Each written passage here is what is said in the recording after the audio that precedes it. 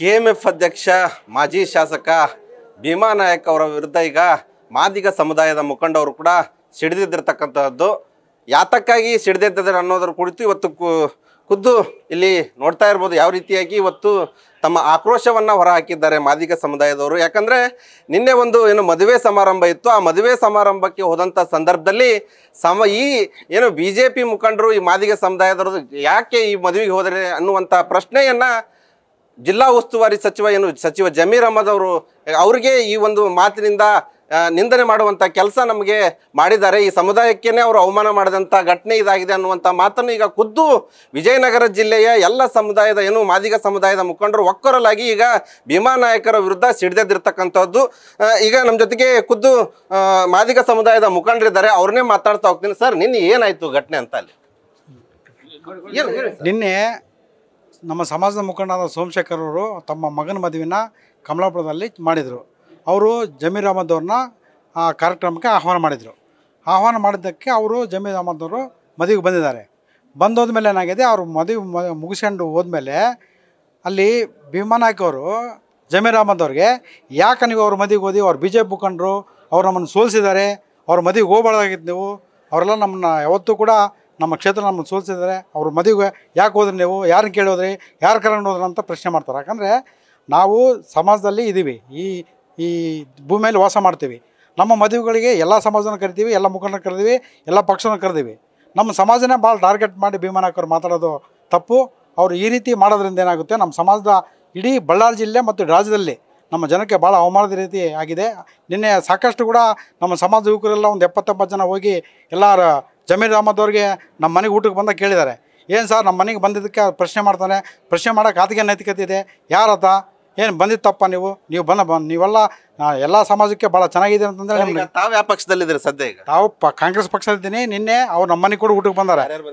ನಿನ್ನೆ ಜಮೀರ್ ಅಹಮದ್ ಅವ್ರು ಬಂದಿದ್ದರು, ರವಿ ಬೋಸಾದ್ ಬಂದಿದ್ರು, ಗವಿಪುರ್ ಬಂದಿದ್ದರು, ಮತ್ತು ಸಿರಾಶಕ್ ಬಂದರು. ಆಮೇಲೆ ಸಮಾಜ ಭಾಳಷ್ಟು ಜನ ಕಾಂಗ್ರೆಸ್ ಪಕ್ಷ ಮುಖಂಡಗಳು ಅಧಿಕಾರಿಗಳೆಲ್ಲ ಬಂದಿದ್ರು. ಬಂದಾಗ ನಮ್ಮ ಮನೆಗೆ ಹೋಗ್ಲಾರ್ದಂಗೆ ನಮ್ಮ ಸಮಾಜ ಯುವಕರೆಲ್ಲ ಜನ ಎಲ್ಲ ತಡೆದ್ರು.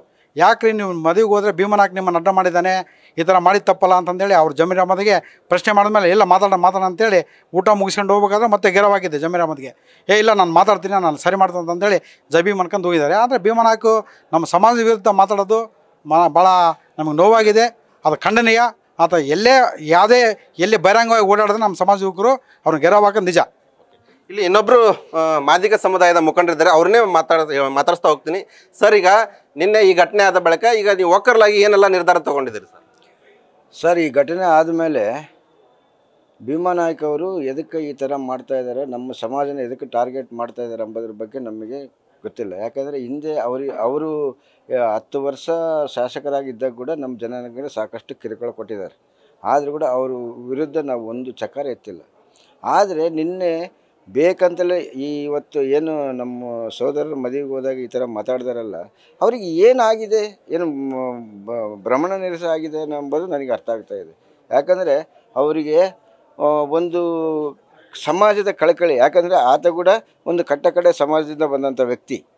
ಆದರೆ ಈ ಥರ ಎದಕ್ಕೆ ಮಾತಾಡ್ತಾಯಿದ್ದಾನೆ ಎಂಬುದು ಗೊತ್ತಿಲ್ಲ. ಎರಡನೇದು ಬಂದು ನಿನ್ನೆ ಸಾಕಷ್ಟು ನಮ್ಮ ಯುವಕರೆಲ್ಲ ರೊಚ್ಚಿಗೆದ್ದಿದ್ದರು. ಅದನ್ನು ರಾತ್ರಿಯೆಲ್ಲ ನಾವು ಸಮಾಧಾನ ಮಾಡಲಿಕ್ಕೆ ನಮಗೆ ಅರ್ಧ ರಾತ್ರಿ ಆಗಿಬಿಡ್ತು. ರಾತ್ರಿ 1-2 ಗಂಟೆವರೆಗೆ ನಾವು ಸಮಾಧಾನ ಮಾಡ್ಕೊತಾನೇ ಇದ್ದೀವಿ.